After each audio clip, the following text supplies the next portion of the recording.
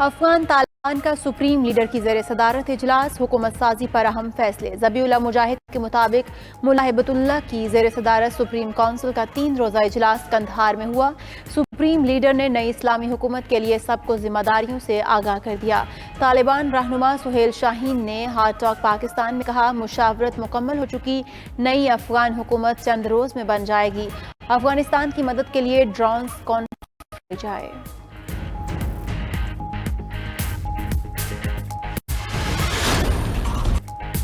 ایک اور super power کی افغانستان سے ناکام اور نامراد واپسی۔ امریکی فوجیں 20 سال بعد رات کے اندھیرے میں نکل گئیں۔ گزشتہ رات 12 بجے آخری امریکی فوجی کابل ایئرپورٹ سے روانہ ہوا۔ سینٹرل کمانڈ کے سربراہ جنرل میکنزی کا انخلا مکمل ہونے کا اعلان۔ وزیر خارجہ اینٹونی بلنکن نے کہا، قطر میں طالبان سے رابطہ رہے گا، تعلقات امریکی مفاد پر مبنی ہوں گے۔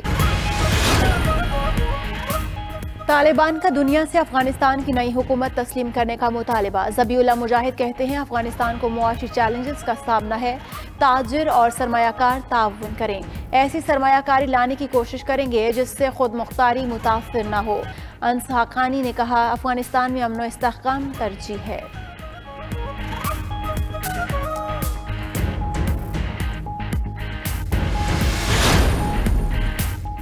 افغانستان پر حملے کے 6 ماہ بعد جنگ امریکہ کے ہاتھ سے نکل گئی تھی۔ امریکی شکست پر واشنگٹن پوسٹ کے رپورٹر کی biography, Afghanistan papers the secret history of war میں انکشافات۔ کریگ وائٹ لاک نے لکھا، امریکی حکام 20 سال تک عوام سے جھوٹ بولتے رہے، امریکی فوج کو علم ہی نہیں تھا افغانستان میں کیا کرنے آئے ہیں۔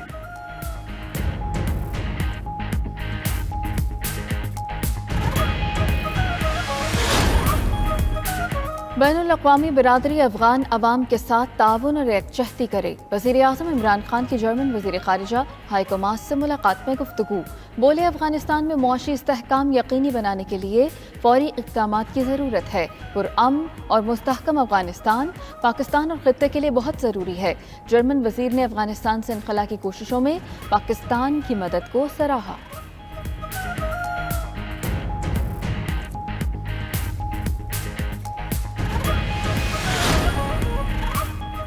Army chief general Qamar Javed Bajwa سے جرمن وزیر خارجہ کی ملاقات۔ ISPR کے مطابق ہائیکو ماس نے علاقائی امن و استحکام کے لیے پاکستان کی کوششوں کو سراہا۔ کابل سے شہریوں کے انخلا میں پاکستانی تعاون پر شکریہ ادا کیا۔ آرمی چیف سے چینی سفیر نونگ رونگ کی بھی ملاقات۔ جنرل قمر جاوید باجوہ نے کہا، سی پیک کے خلاف عزائم رکھنے والوں کو شکست دینے کے لیے پرعزم ہیں۔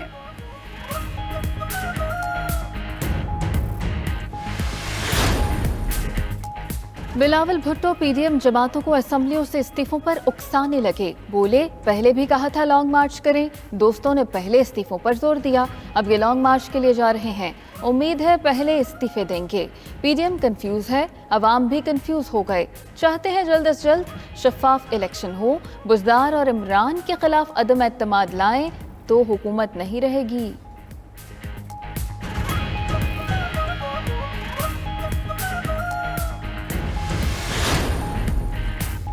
عدالت روزانہ کی بنیاد پر کیسز سنے تو شہباز شریف جیل میں ہوں۔ فواد چودھری کی کابینہ اجلاس کے بعد میڈیا سے گفتگو، کہا اپوزیشن نے ووٹنگ مشین کی طرح انتخابی اصلاحات کو بھی پڑھے بغیر محاذ کھڑا کر لیا۔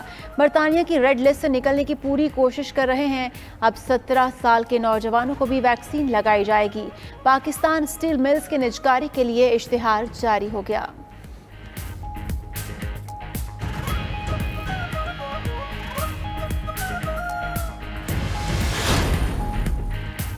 Even field reference اپیلیں، Maryam Nawaz کی لاہور سے اسلام آباد آمد۔ مریم نواز آج اسلام آباد ہائی کورٹ میں پیش ہوں گی۔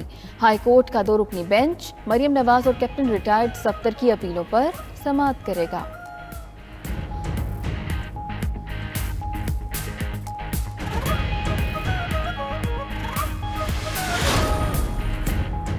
فیصل آباد کے بعد لاہور میں بھی ایکٹیمرا انجیکشن مارکیٹ سے غائب، کرونا مریضوں کی زندگیوں کو خطرات لاحق۔ لواحقین ایکٹیمرا انجیکشن کی تلاش میں مارے پھرنے لگے۔ ایکٹیمرا انجیکشن کی قیمت بلیک مارکیٹ میں لاکھوں تک پہنچ گئی۔ الائیڈ اسپتال فیصل آباد میں ایکٹیمرا انجیکشن کی قلت برقرار، گزشتہ روز 22 اموات کے باوجود محکمہ صحت ٹس سے مس نہ ہوا۔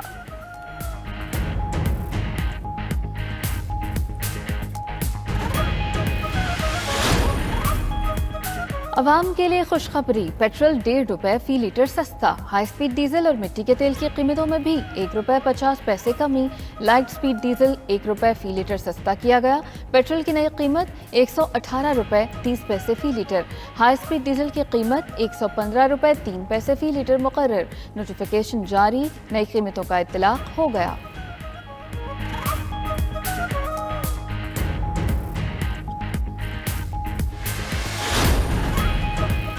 ایم کیو ایم کا جنوبی سندھ صوبہ بنانے کا پھر مطالبہ، خالد مقبول کہتے ہیں بوسیدہ اور ظالمانہ نظام کے خلاف بغاوت کی تھی اور کرتے رہیں گے۔ صوبے کے لیے پٹیشنوں پر فیصلہ نہ سنایا گیا تو مائیں بہنیں سڑکوں پر آ کر فیصلہ سنائیں گی۔ سب سے زیادہ ٹیکس دینے والوں کو پانی کی بوند بوند کے لیے ترسایا جا رہا ہے۔ سندھ حکومت کورونا کی آڑ میں شہری علاقوں کو نشانہ بنا رہی ہے۔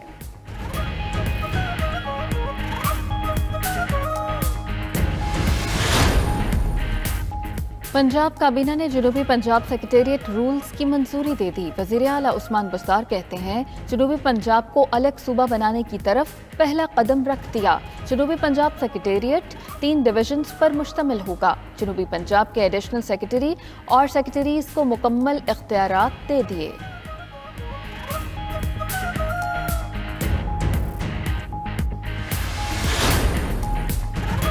D G ranger Sindh major general Iftikhar Hassan Chaudhry کا کورنگی ایسوسی ایشن آف ٹریڈ اینڈ انڈسٹری کا دورہ۔ کراچی میں امن و امان کی صورتحال پر صدر کاٹی نے رینجرز اور دیگر قانون نافذ کرنے والے اداروں کو خراج تحسین پیش کیا۔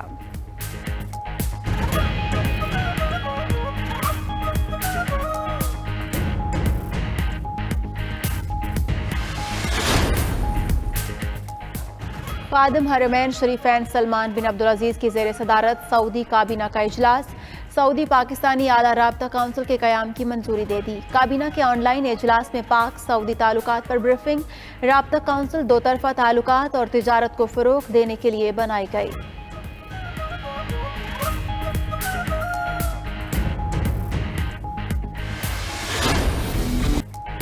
نیوزی لینڈ بورڈ سیکیورٹی ماہر کی رپورٹ سے مطمئن، دورہ پاکستان کی منظوری۔ کیوی کپتان ٹام لیتھم کہتے ہیں کہ انہیں ریگ ڈیکاسن کی رپورٹ پر یقین ہے۔ ریگ ڈیکاسن راولپنڈی میں نیوزی لینڈ کرکٹ ٹیم کو جوائن کریں گے۔ پاکستان اور نیوزی لینڈ کے درمیان سیریز 17 ستمبر کو شروع ہوگی۔ سیریز میں 3 ون ڈے اور 5 T20 میچز کھیلے جائیں گے۔